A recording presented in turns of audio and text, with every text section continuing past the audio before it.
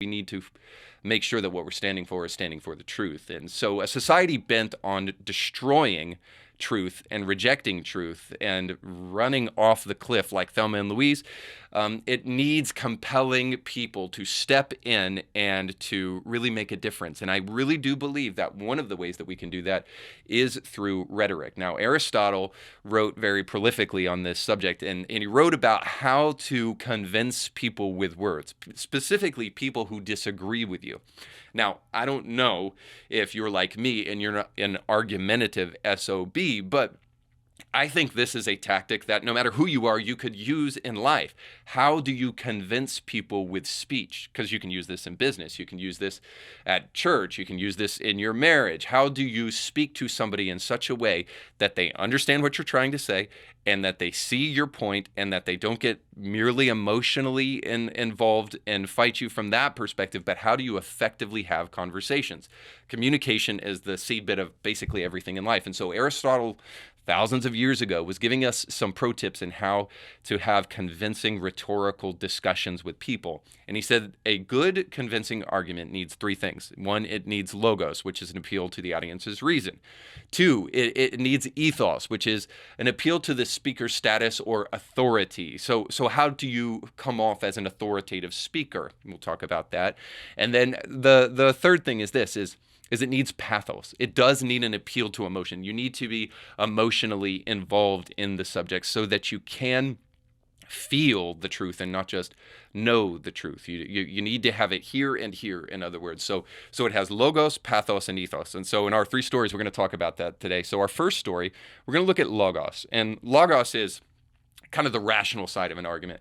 How do you create an argument that appeals to the sense of reason and logic and coherence that most people have? Now, I'll be the first to admit that you're going to find that there's a lot of people who do not want to make rational arguments today. They want to accuse you of having male privilege, being cisgender, being white-centric, which is just simply a tactic to try to dismiss conversation rather than to enter into conversation. So you're going to have to weigh whether or not the person you're speaking to actually really wants to have a mindful, thoughtful dialogue with you and whether or not they don't, because the Bible even talks about this. Like, don't enter into a conversation with a fool.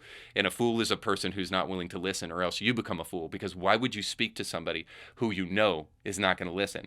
So the point is, you'll have to decide who to speak to. But I can help you with the how. And one of the hows is perfectly on display in an Oxford Union debate with a guy named Constantine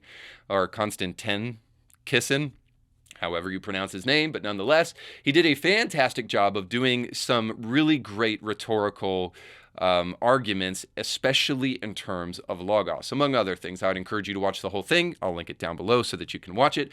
But for now, I'll show you a couple of clips and show you how he uses logos effectively in his rhetorical monologue. So here's just a little bit of that. The main reason now that I have left to be in support of the motion is that I am so tired of talking about woke culture. That's why it's gone too far, more than anything else. And I thank the other speakers for making the points for me, because it means I don't have to reiterate the point that no, free speech is not some right-wing reframing of whatever. It's the foundation of Western civilization. Upon this civilization is built, and the Enlightenment values that led to it. Now, the first thing that I see that he does really, really well is that he identifies an issue that is of the utmost importance. He's being a little bit funny here because apparently this guy's a comedian, but he also says something that I think is relatively important. He helps us understand that undermining free speech is a real issue in the midst of them having a free speech debate. So I think that's really, really key. And in order to make sure that your free speech is effective, then you should do what Constantine here says. Reject the kind of movements that want to resist free speech and want to resist talking about things and want to keep you silent, because your voice matters. And again, you don't want to realize that speaking and free speech matters only too late, when it's already gone. This is a problem that I certainly find in the conservative movement and the Christian movement as well, is that we think, hey, don't spark outrage. Don't make a big deal about this thing. You know, let's just love people is what we say, but the reality is that loving people also means telling the truth, and you cannot do that without free speech. So speech really matters. So hopefully I've underscored that enough for us to move on to just say, all right, if free speech does matter, then how can we use it effectively? So here's some great arguments that serve as the backbone for what logos really looks like in a good rhetorical debate. So here's that. I want to talk to those of you who are woke and who are open to rational argument. A small minority, I accept. Because one of the tenets of wokeness is, of course, that your feelings matter more than the truth. But I believe in you. I believe there are those of you here who are woke, who are open to rational argument, so let me make one. We are told that your generation cares more than any other about one issue in particular, and that issue is climate change. We're told that many of you suffer from climate anxiety. You wish to save the planet. And for tonight, and tonight only, I will join you. I will join you in worshiping at the feet of Saint Greta of climate change. Okay, so here's a great tip. Find agreement, if at all possible, at the very beginning of a conversation. So when he's talking about Saint Greta, he's talking about Greta Thunberg, and of course we don't want to be scolded. So in order to make sure we're in her good graces, he admits something willingly that I think is an important thing to suggest, that climate change exists. Now, what do we do about it? Okay, so already he's giving in to a premise that he knows his opposition holds. Climate change exists. Now, but he's also doing something else.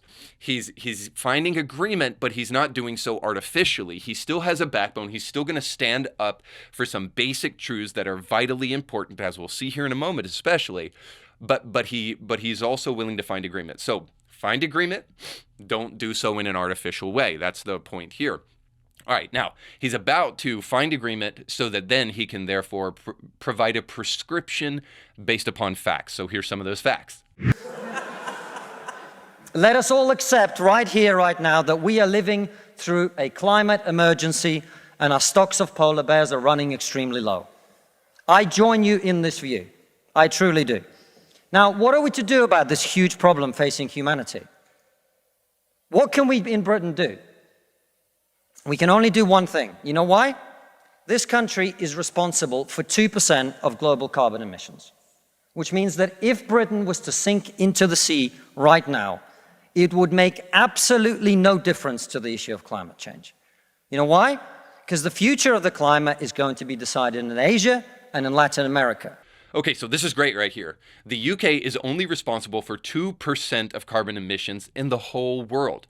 So in other words, he's going to get us over to the third world here in just a moment and tell us if we're really going to actually impact the globe and we're going to change the climate, if we're going to reduce our carbon emissions, it cannot be the UK just merely hindering everybody in the UK from progressing with life, when really the greatest carbon emitters are people in the third world who desperately need help and don't need to be hindered by green policies. In other words, you cannot create a green policy that is going to destroy people who are already battling extreme poverty. So, in other words, your policies have to make sense if you're going to fight climate change. And how does it make sense to rigidly restrict somebody who is responsible for only 2% of carbon emissions? And so the fact that he knows that means that he's researched, he knows his stuff, and he's willing to display facts. And here's the way that you can certainly help with a argument that is likely to get emotional. Provide facts. It's not a stopgap for it entirely, but it is certainly a great problem solver for conversations of this kind of nature, because climate change is one that really gets people up in arms. It's a very emotional subject, especially for those like AOC who think the world is going to end in 5 minutes from now.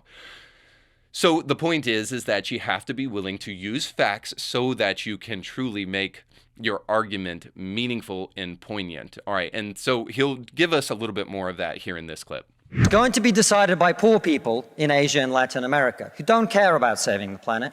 You know why? Because they're poor. Because they're poor. I come from Russia, which is not a poor country, it's a middle-income country. 20% of households in Russia do not have an indoor toilet. What they have is an outdoor toilet. And I don't mean one of those nice portaloos that we get here. I don't even mean a Glastonbury portaloo. I mean a wooden shack with a hole in the ground that holds a collected fermented memory of the last 10,000 visits. How many of you are going to go home tonight and say, let's rip out our bathroom and erect a Siberian house in the back garden? And if you're not, why should they? 120 million people in China do not have enough food. I don't mean that they don't get dessert. I mean they suffer from malnutrition. That means that their immune system is breaking down because they don't have enough food. You're not going to get them to stay poor. Okay, so I've already kind of discussed this, that if you're going to create a policy that is meaningful and actually substantive, then what it needs to take into account is the people who will be most affected by the policy. So you can tell people in the UK or even in America who our carbon emission here in America is about 1.5% of total carbon emissions on an annualized basis, and it's 2% in the UK. I think that's the correct figures there. But one way or the other, the point is that if you get North America and you get the UK to reduce their carbon emissions to zero, you've still got basically 97% of carbon emissions coming from other places in the vast majority of the third world. So we've talked about this already. So the point is that we need reasonable mitigation. We need policies and thoughtfulness that takes into account human ingenuity. I mean, can we just stop it with the world is going to end in 10 days? And then also doesn't hurt to also be funny like this. About 15 months ago, my wife got pregnant.